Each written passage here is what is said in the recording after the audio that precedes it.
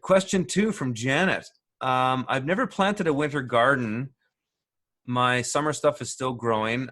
I have more squash than I know what to do with. Built a hugel, I guess a hugelculture, I guess you mean. Just planted carrots. My nantes look like baby carrots, chard, beets, more kale, potatoes in the ground, beans producing, raspberries fading, replaced by blackberries. Plums, prunes, apples, pears, currants, and medicinal plants. Weeds everywhere feed the rabbits, the chooks. Okay, I'm assuming you're in Australia if you're calling them chooks. Sheep eat grass and are easy keepers' eggs. It is great. It is a great life, but not sure how to monetize things. We did 50 meat birds too. When looking for land, a small place can be productive even if I barely have my poop together to run it all. By the old European property with the overgrown food forest in the yard on a creek.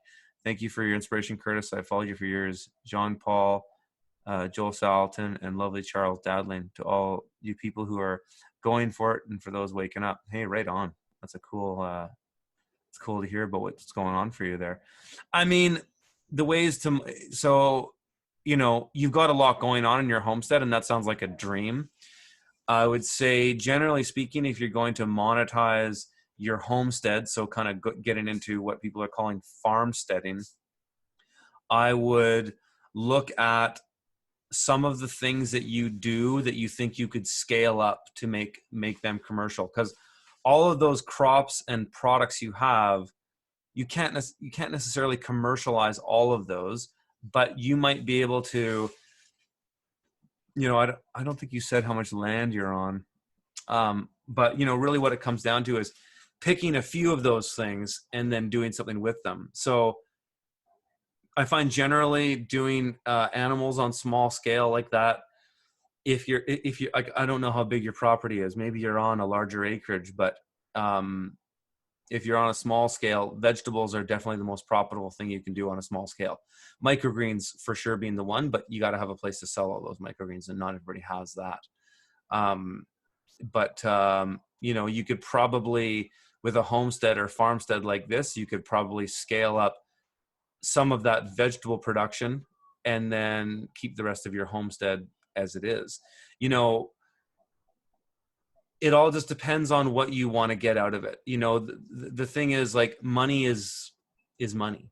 You know, one thing I've had in a number of conversations, I've done a couple podcasts this week, and a thing that keeps kind of coming up with looking at the big picture where we are and then bringing that back to home in the homestead is the value, the work that you do on the homestead is so valuable because it's yours and yours alone, and you own that work.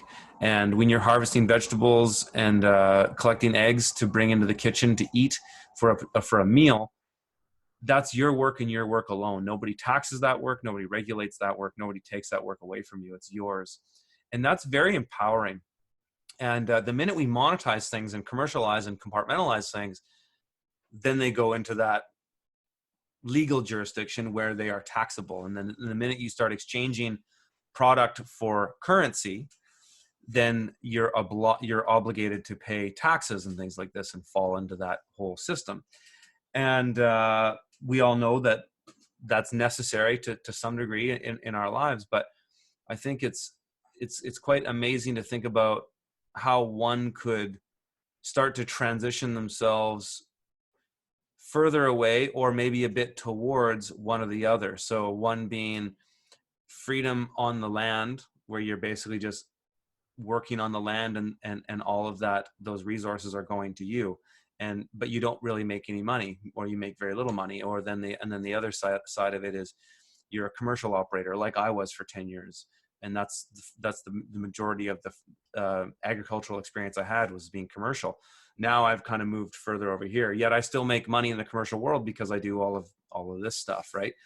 But it's kind of neat to think how you can kind of slide back and forth. And I think the best path to freedom, in my opinion, and this is somebody who's spent immense hundreds of hours researching the law, the legal system, statutes and codes and all this bullshit, is that real freedom and sovereignty comes from for the most part, at least, what you do on the land to provide for yourself and your family or your greater community. And that's a very empowering thing. And we can all do that. And so as it comes back to your question, Janet, how do you monetize some of these things? Well, first decide how much money you want to make. How does that fit into the context of your lifestyle? It sounds like you have an amazing lifestyle. I'm quite jealous of what you have. That's what I want. And we're really making some big steps to getting there, just purchase the property and all that.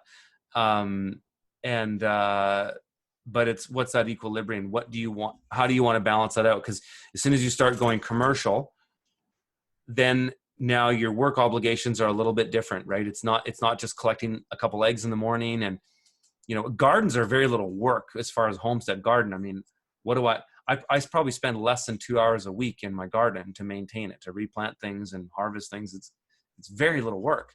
But once you get into a farming enterprise, then it becomes a different kind of work, because you're obligated to fulfill certain things day in and day out to satisfy customers' needs. And so it does change your workflow. And so, it's important to think about how much of that lifestyle are you willing to compromise to make some money from it? And what would those things be? I'm kind of just riffing on this a little bit for you, because I don't have that much context from you here. Like, I don't know how much land you're on, don't know where you are. And so I'm just kind of giving you some things to put into perspective, to think about this and how you might want to go forward. But, if things, let me put it to you, one way that I would think about things. If things were the way they were 6 months ago, before all this COVID nonsense, I would say an amazing homesteader lifestyle, farmsteader lifestyle for somebody would be to have your homestead as it is. You've got an incredible diversity of plants and animals that can bring a beautiful lifestyle of equilibrium, and connection to nature that money can't buy, that kind of thing. But if I were to commercialize part of that operation, I would just have a 1/4 acre of salad greens. I'd basically do a Green City Acres type farm, which is my farm. I would do that farm. I would just expand another part into your land. I don't know how much land you're on, but if you could cut up another 1/4 acre and just do a salad greens and baby root vegetables farm, and then you've got your homestead. That would integrate quite well into your lifestyle. Now you got to have places to sell all that. And the selling is what takes the most amount of work. I mean, I said this a little while ago. I made a video about it, and how surprised I have been over the course of this season to see how little work running a 1/2 acre farm is when you're not doing it commercial. It's insane. Honestly, it is about 90% or more less work, because when you factor in the production, like the consistent production you have to do to have a particular crop available week after week, that means you got to replant that crop all the time. So you're always turning over beds. You really got to spend time on your planning to make sure that everything lines up at the times that you need it to satisfy your customers' needs. Then you've got to call customers and go back and forth with customers, and whether that's phoning restaurants, providing fresh sheets, coordinating with a distributor, and then delivering the product and going and doing all that stuff. Everything related to sales and customers is a massive amount of work. And then when you factor in, like I said, the amount of other types of production upkeep you need to do to keep production solid, it makes up for the rest of that work. And so it's quite significant.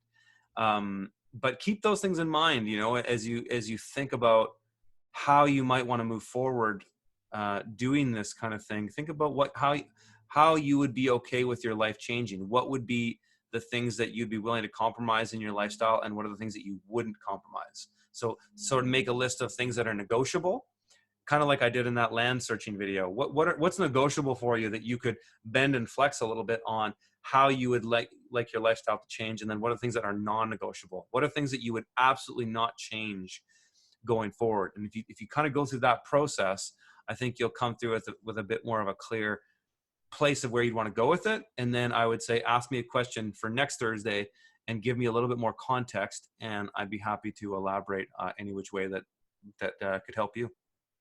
So thanks for your question there, Janet. There's a little super chat here.